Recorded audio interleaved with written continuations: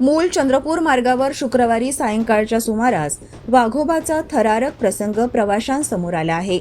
केसला घाट हनुमान मंदिर पासून सुमारे 1 किलोमीटर अंतरावर रस्त्याच्या कडेला वाघ ऐटीत बसलेला दिसून आला.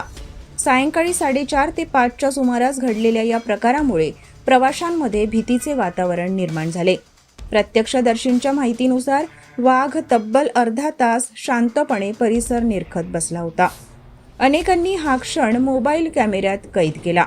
काहींनी आरडाओरड केल्यावर वाघ उठून काही अंतरावर जाऊन पुन्हा बसल्याचे सांगितले जाते.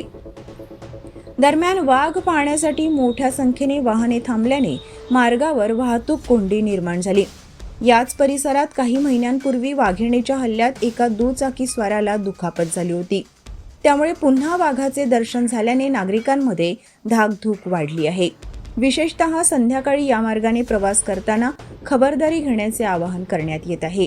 वन विभागाने तातडीने उपाययोजना करून नागरिकांची सुरक्षितता सुनिश्चित करावी अशी मागणी होत आहे.